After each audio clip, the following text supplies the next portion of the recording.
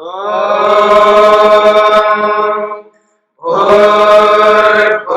स्वः तत्सवितुर्वरेण्यं भर्गो देवस्य धीमहि धियो यो नः प्रचोदयात्।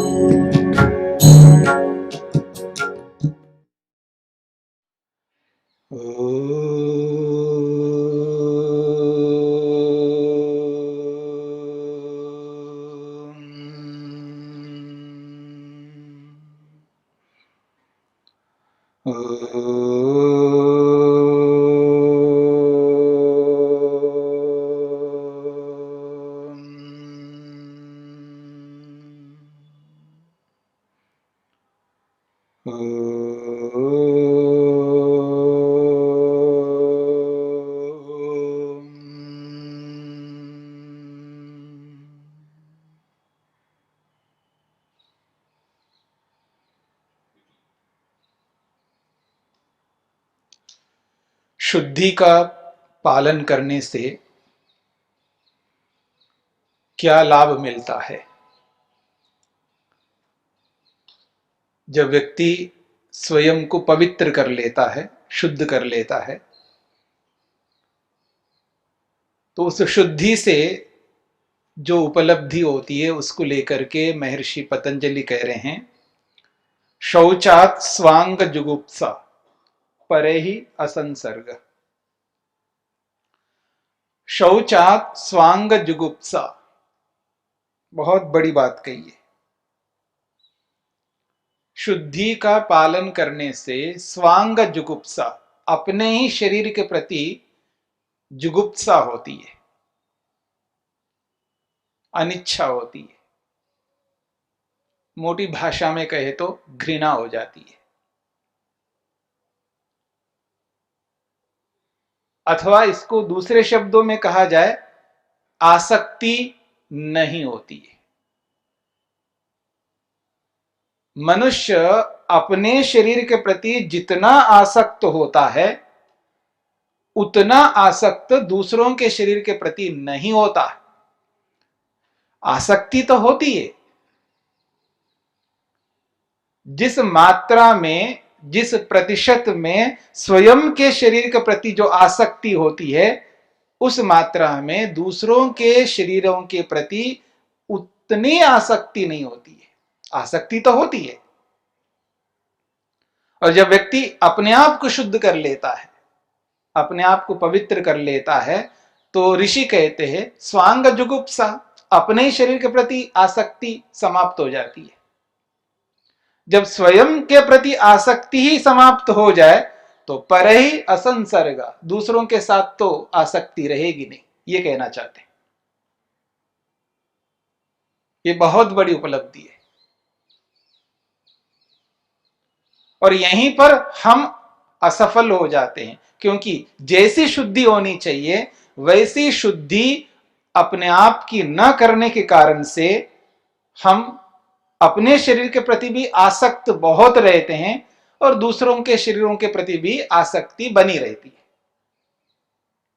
इस आसक्ति को समाप्त करना हो तो ये जो शुद्धि है, इस शुद्धि को जीवन में उतारना अत्यंत आवश्यक है।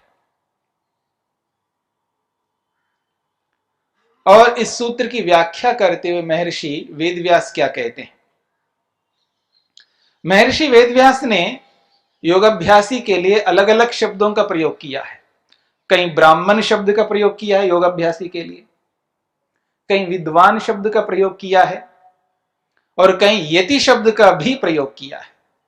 और इस सूत्र के भाष्य में महर्षि वेदव्यास ने योगाभ्यासी के लिए यति शब्द का प्रयोग किया है। स्वांगे जुगुप्सायाम शौचमारभमाण काय अवद्यदर्शी काय अनभिष्वंगी यतिर्भवति।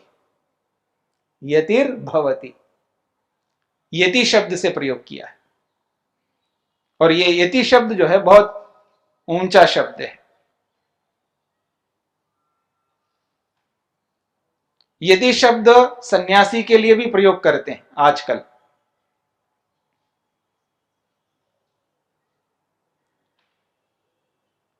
जो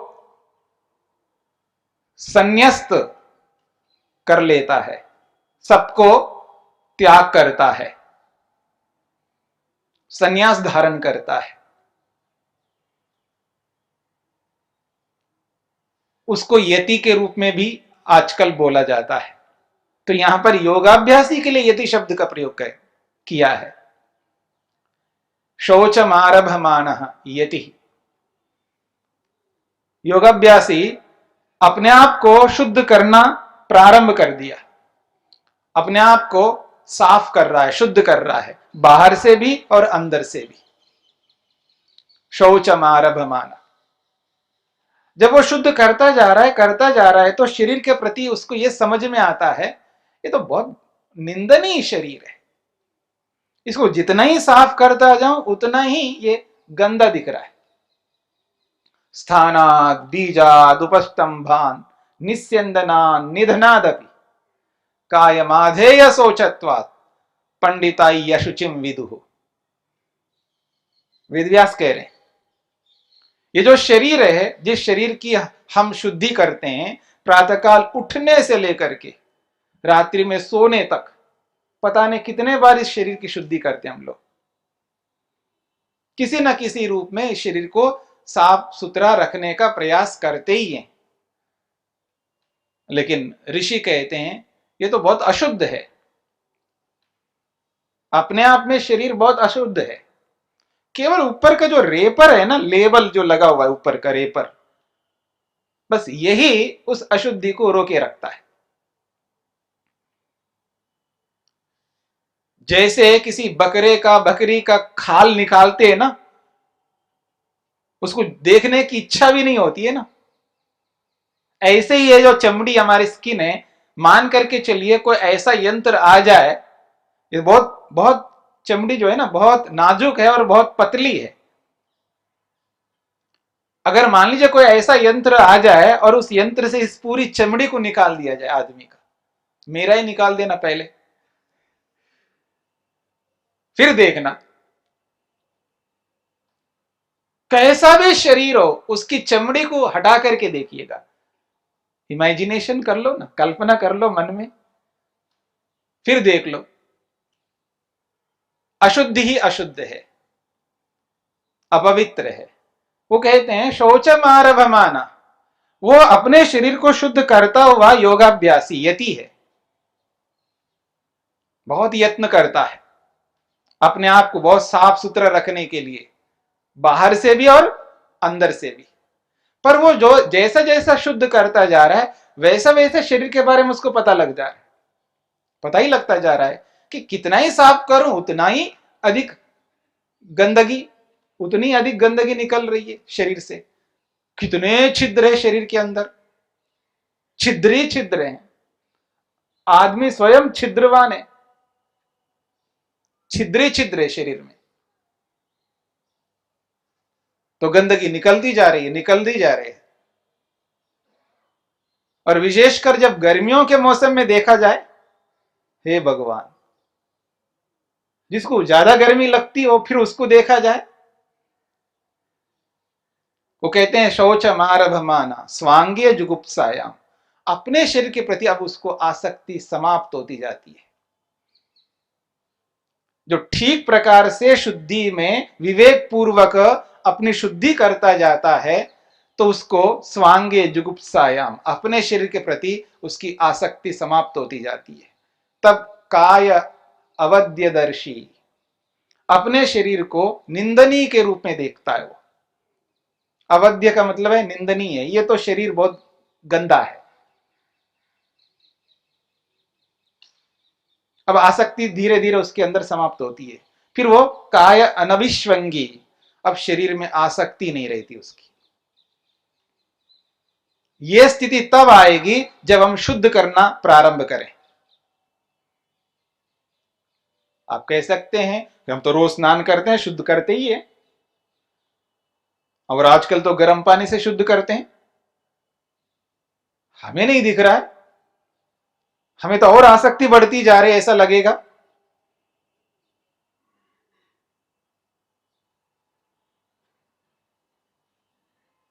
आदमी रोज खाता है तो खाने में आसक्ति है, रोज देखता है देखने में आसक्ति है, लेकिन खाने को खाने के रूप में देखे, देखने को देखने के रूप में देखे और शुद्धि को शुद्धि के रूप में देखे, तब वो आसक्ति धीरे धीरे कम हो जाएगी।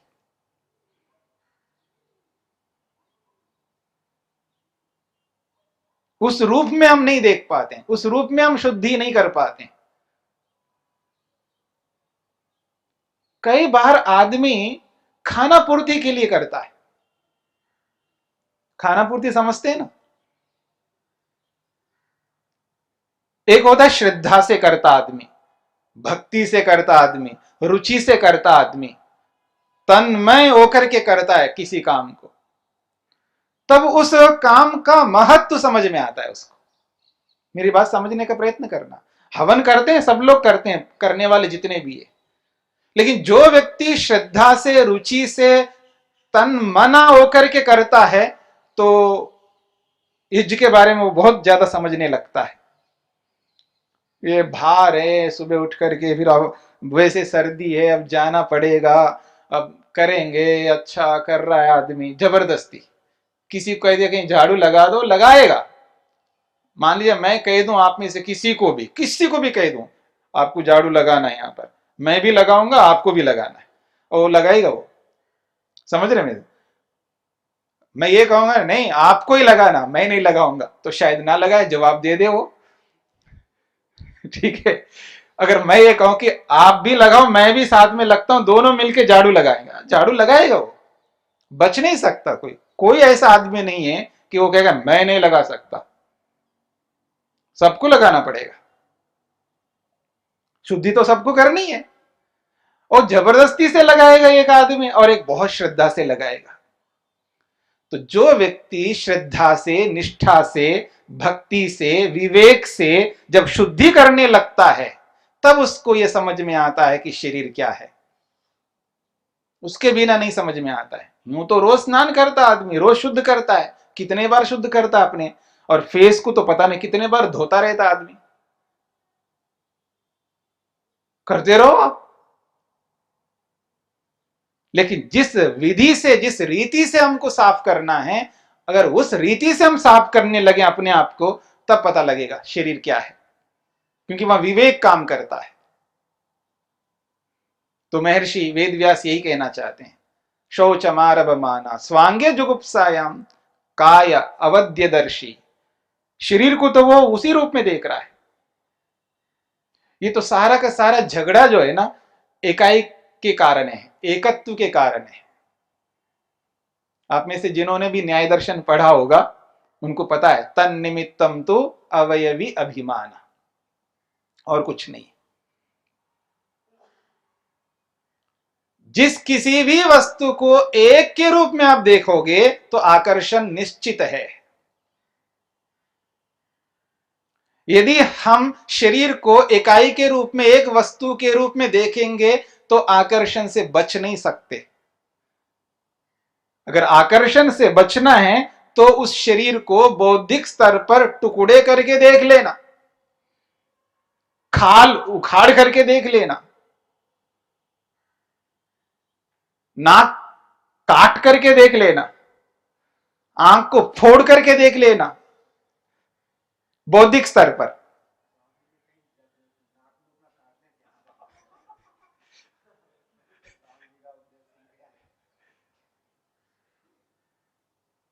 कहने का मतलब यह है कि जब हम शरीर के दो विभाग करके देखिए ना, तीन विभाग करके देखे ना, कोई भी वस्तु देखिए, ये बहुत बढ़िया दिख रही है वस्तु, उसको दो टुकड़े करके देखो बौद्धिक स्तर पर, आकर्षण समाप्त। बहुत बढ़िया फूल दिख रहा है ना आपको, बहुत बढ़िया गुलाब का फूल, उसकी पंखुड़ियां सब निकाल करके अलग करके देखो, फिर देखना यजुशाला बहुत अच्छी दिख रही है ना हमको, बहुत अच्छी दिख रही है। बौद्धिक स्तर पर इसके एक एक खंबे को अलग अलग करके फिर अलग रख करके देख लेना, जिस किसी भी वस्तु को आप इकाई के रूप में देखेंगे तो निश्चित बात है उसके प्रति आसक्ति उत्पन्न होगी, और जब उसी को विभक्त करके अलग अलग करके देखेंगे तो वो जो आसक्ति हो धीरे धीरे समाप्त हो जाएगी। तो इसलिए महर्षि वेदव्यास कहना चाहते हैं, काय अवध्यदर्शी, इस शरीर को वो जो ग्राह्य के रूप में नहीं देख रहा, अब वो निंदनीय के रूप में देख रहा है। कौन? यति ही। ये याद रखना, ये योगाभ्यासी की बात हो रही है, आम आदमी की बात नहीं हो रही है। जो योगाभ्यासी है, जो योग को अपनाया है, जिसको अपने लक्ष्य की ओर आगे बढ़ना है, जिसको समाधि लगानी है, जिसको ध्यान करना है, ध्यान को ध्यान के रूप में, जिसको अपने मन पर नियंत्रण करना है, अपनी इंद्रियों को अपने वश में करना है, उस व्यक्ति के लिए बात हो रही है। जो अपने आप योगाभ्यास नहीं करता या अपने आप को योगाभ्यासी नहीं मानता ना, जो कोई भी, उसके लिए बातें नहीं हो रही है। ये योगाभ्यासी के लिए बातें हो रही है, ये आम आदमी के लिए बात नहीं हो रही है। जिसने योग को अपने जीवन में धारण किया हो उसके लिए बात हो रही है, और उसको ये करना ही पड़ेगा। यही एक रास्ता, और कोई रास्ता नहीं है दुनिया में। अपने लक्ष्य तक पहुंचने के लिए एकमात्र रास्ता यही है, उसको ऐसा करना ही पड़ेगा। काय अवध्यदर्शी बनना पड़ेगा, काय अनभिष्वंगी बनना पड़ेगा। उसके बिना हम वहां तक नहीं पहुंच सकते, वो कोई भी हो। ये योग का सिद्धांत है। किंच, और क्या होगा? परई असंसर्ग। जब अपने लिए ही उसको ऐसा दिख रहा है तो दूसरों के लिए तो और अच्छा दिखेगा उसको। जब अपने शरीर के प्रति आसक्ति नहीं हो रही है तो दूसरे के शरीर के प्रति भी आसक्ति समाप्त हो जाएगी। परई असंसर्ग, काय स्वभाव अवलोकी। शरीर के स्वभाव को जानता है वो, शरीर का क्या स्वभाव है। स्वमपि कायम जिहासु, अपने शरीर को भी वो त्याग करने की इच्छा करता है। शरीर रहने लायक नहीं ऐसा लगता है उसको, अशुद्ध शरीर है। मृत जलादि भी आक्षालयन अपि, तरह तरह के उपायों को अपना करके इस शरीर को शुद्ध कर रहा हूं तो भी काय शुद्धिम अपश्यन, शरीर की शुद्धि हो ही नहीं रही। कथम परई अत्यंतमेव अप्रयतई संसृज्येत। जो मैं इतना मेहनत करके अपने शरीर को शुद्ध करने का प्रयास कर रहा हूं तो भी शुद्ध नहीं हो रहा है, जो बाहर दूसरे लोग हैं जिनके प्रति मेरे में आसक्ति उत्पन्न हो रही है, वो तो ऐसा मेहनत उद्यम कर ही नहीं रहे। न ढंग से खाता आदमी, न ढंग से सोता आदमी, न ढंग से उठता आदमी, बेढंगा शरीर बनाया, दुनिया भर के रोग है शरीर में। ऐसे शरीर के प्रति मेरी आसक्ति कैसे बनेगी जो मेहनत ही नहीं करता। मैं इतना मेहनत करके देख रहा हूं अपने शरीर को, उतना शुद्ध नहीं कर पा रहा हूं जो सामने वाले जिनके प्रति मेरे मन में आसक्ति उत्पन्न हो रही है, जो मेहनत ही नहीं कर पाते, न ढंग से खाते पीते हैं, न ढंग से रहते हैं, शरीर को जैसा स्वस्थ रखना वैसा रखते नहीं है, न व्यायाम करते हैं। ऐसे लोगों के प्रति मेरे मन में आसक्ति कैसे उत्पन्न होगी? ऐसा महर्षि वेदव्यास कहना चाहते हैं। जो व्यक्ति स्वयं अपने आप को शुद्ध करने के लिए मेहनत करता है, उद्यम करता है, तो सबसे पहले तो उसको अपने शरीर के प्रति आसक्ति समाप्त हो जाती है, फिर दूसरों के शरीरों के प्रति भी आसक्ति समाप्त हो जाती है। यह है शुद्धि का लाभ, उसका फल। किंचा, इतना ही नहीं, और भी है, और भी है। सत्व शुद्धि, सौमनस्य, ऐकाग्र्य, इंद्रिय जय, आत्मदर्शन योग्यत्वानि च। और भी बहुत सारे लाभ है इसके। महर्षि पतंजलि कह रहे हैं, सत्व शुद्धि, सौमनस्य, ऐकाग्र्य, इंद्रिय जय, आत्मदर्शन योग्यत्वानि च भवन्ति इति शेष। वो कहते हैं सत्व शुद्धि, सत्व की शुद्धि होती है। सत्व का मतलब ये है मन, मन भी शुद्ध हो जाता है। जब व्यक्ति शुद्धि करने का बेड़ा उठा लेता है तो बस शुद्ध कर लेता है वो। अब शुद्ध करता जाता है, शुद्ध करता जाता है, शुद्ध करता जाता है, तो बाहर की शुद्धि तो कर लिया उसने, फिर अंदर की शुद्धि भी करने लगा। निर्ममा, निरहंकारा, निर्द्वंद्वा, ये सब बनता जा रहा है। तो वो जब बनाएगा तो सत्व शुद्धि, मन की तो शुद्धि होनी है, मन शुद्ध हो जाता है। फिर मन में काम, क्रोध, लोभ, मोह, ईर्ष्या, अहंकार कुछ नहीं रहेंगे। सत्व की शुद्धि हो जाती। उससे क्या लाभ होगा? ततः सोमनस्यम, उसे तो मन प्रसन्न रहने लगेगा, मन बहुत प्रसन्न रहता है। जब व्यक्ति सत्व को, मन को शुद्ध कर लेता है, उसका मन जितना प्रसन्न होता है उतना मन कभी किसी मलिन मन वाले का नहीं हो सकता। जिसके मन में जितना मल है, कूड़ा करकट है, वो उतना ही अधिक खिन्न है, उतना ही अधिक दुखी है, उतना अधिक परेशान है, उतना अधिक टेंशन ग्रस्त है व्यक्ति। क्यों? मन में बहुत कुछ मल है, क्योंकि वो दिखता नहीं है ना बाहर से। बाहर से दिखता है इसलिए उसको साफ करना पड़ता है। क्या करें? ठीक है जी, मैं बिना स्नान किए आ जाऊं या रोज, और आपको दिख रहा है कि ये बंदा कैसा आदमी, स्नान ही नहीं करता, मैं आपके पास बैठने लग जाऊं तो आप धीरे धीरे खिसक जाएंगे, दूर होते जाएंगे। तो कितने दिन हो गए इसको स्नान किए, स्नान ही नहीं करते आदमी। एक दिन, 2 दिन, 4 दिन, आखिर एक सीमा होती है, कब तक नहीं करेगा? तो कर ही नहीं रहे स्नान, ना कपड़े बदल रहा है, वही कपड़े वही कपड़े। फिर धीरे धीरे आदमी खिसकने लग जाएगा, दूर होने लग जाएगा। समझ में आ रहा है ना जी? तो सोमनस्यम, मन प्रसन्न नहीं रह सकता व्यक्ति का, इसलिए शुद्ध करना बहुत जरूरी है। फिर कहा एकाग्रियम, मन बहुत एकाग्र होता है। जिसके मन में कूड़ा करकट ना हो, जिसके मन में मलिनता ना हो, मल ही नहीं है, अशुद्धि नहीं है, तो मन प्रसन्न जब रहता है तो एकाग्र होगा। ये तो योग का सिद्धांत है। प्रसन्नम मन एकाग्रम भवति, महर्षि वेदव्यास कहते हैं। जिसका मन प्रसन्न होता है उसी का मन एकाग्र होता है।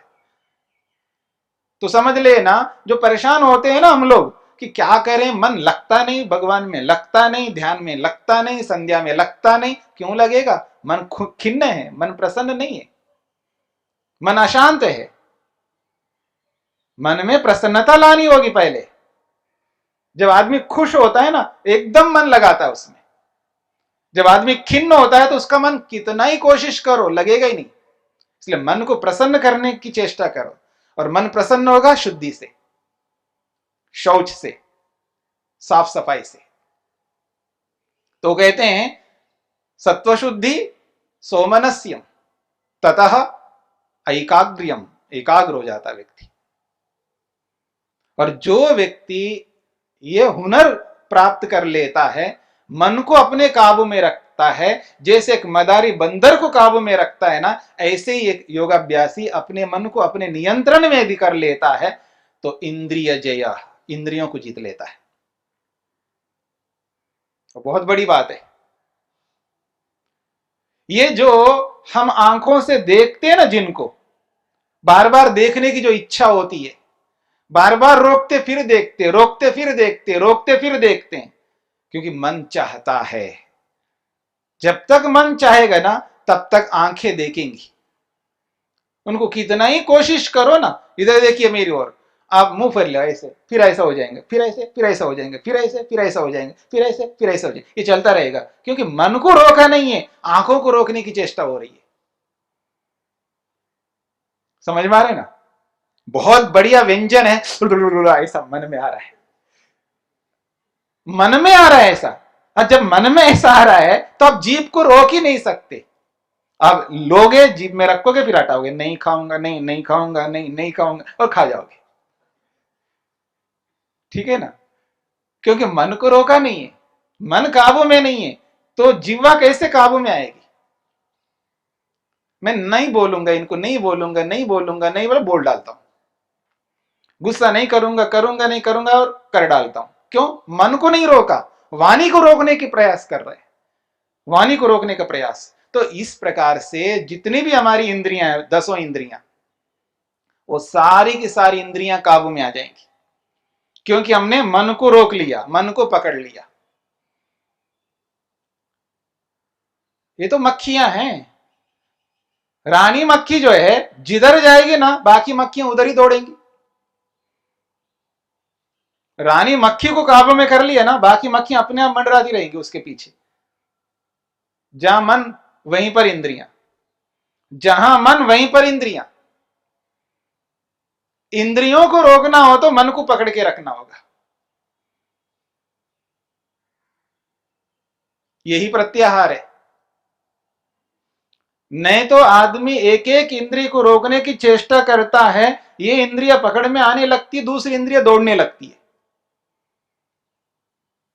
मेरी बात को समझना, मतलब एक इंद्रिय को रोकने लगता है, वो काबू में जैसे आने लगती है ना, दूसरी इंद्रिय और अधिक तेजी से दौड़ने लगती है।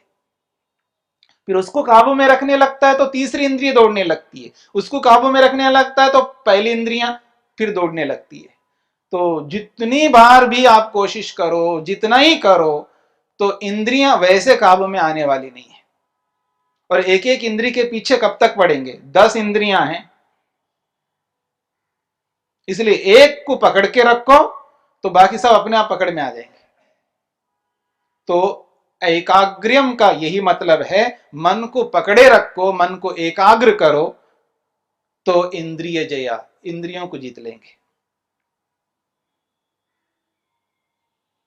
ततश्च आत्मदर्शन योग्यत्वम, जब इंद्रियों को जीत लेता है व्यक्ति, तब उसके अंदर ये सामर्थ्य आ जाता है। क्योंकि अब किस विषय के पीछे दौड़ेगा? विषय सामने नहीं आ रहे, मेरी बात को समझना। जब वो इंद्रियों को वश में कर लिया, इंद्रिय जय हाथ लग गया, जीत लिए इंद्रियों को, अब इंद्रियों के जो विषय है वो विषय हमारे सामने आएंगे नहीं, क्योंकि इंद्रियां तो उधर दौड़ नहीं रही है, क्योंकि इंद्रियां विषयों के पीछे दौड़ती हैं। अब इंद्रियां ही रुक गई है, इंद्रियां अपने वश में आ गए, अब विषय क्या करेंगे? कुछ नहीं कर सकते विषय। और विषय सामने ना हो, ये कैसे हो सकता है? इसलिए जैसे ही इंद्रियों को रोक लिया तो इंद्रियों के विषय हट जाएंगे, तो आत्मा रूपी विषय आ जाएगा, फिर आत्मा को देखने लगेगा व्यक्ति। आत्मदर्शन योग्यत्वम, आत्मा को देखने की योग्यता प्राप्त हो जाएगी। अब मन के अंदर, जैसे आज हमारे मन में विषयों की इच्छा रहती है, विषय भोगों को भोगने की जो इच्छा आज हमारे मन में है, इसलिए हमारी इंद्रियां बार बार उन विषयों के पीछे दौड़ रही होती हैं। जब वो सब रुक गया, तब व्यक्ति के मन में सामर्थ्य उत्पन्न होता है। वो धीरे धीरे अब आत्मा को समझने की चेष्टा करता है, क्योंकि कोई ना कोई उसको विषय चाहिए, तो आत्मा रूपी विषय सामने आ जाएगा। तो आत्मदर्शन योग्यत्व, उसको आत्मा को देखने की योग्यता प्राप्त हो जाती है। तो यह है स्थिति शुद्धि की। शुद्धि इस प्रकार से अगर हम करने लग जाते हैं, तो धीरे धीरे, आज नहीं, कल नहीं, परसों नहीं, कभी ना कभी, कभी ना कभी, यहां तक हम एक दिन जरूर पहुंचेंगे। कब पहुंचेंगे यह हमारे पुरुषार्थ के ऊपर निर्भर करेगा, बहुत सारी बातों के ऊपर निर्भर करेगा, लेकिन यह नहीं हो सकता हम ना पहुंचे, जरूर पहुंचेंगे। हम तो आस्तिक हैं, आशावादी हैं, आशा तो है ही हमको, तो आज नहीं तो कभी ना कभी पहुंचेंगे। लेकिन पहुंचने के लिए रास्ता यही है, ऐसा ही अपने आप को शुद्ध करते जाना होगा। तो यह है शौच। शौच के 2 फल बताए यहां पर। बाह्य शुद्धि से क्या फल मिलता है और आंतरिक शुद्धि से क्या फल मिलता है। तो दोनों प्रकार की शुद्धियों से हम अपने रास्ते को बहुत आगे तय कर लेंगे और बहुत आगे बढ़ सकेंगे। और ये जो वितर्क है, इन वितर्कों को रोकने में बहुत बड़ा लाभ द्यो शान्तिरन्तरिक्षं शान्ति पृथिवी शान्तिरापः शान्तिरोषधयः शान्तिः वनस्पतयः शान्तिर्विश्वे देवाः शान्तिर्ब्रह्म शान्ति सर्वं शान्ति शान्तिरेव शान्ति शामा शान्तिरेधि। ॐ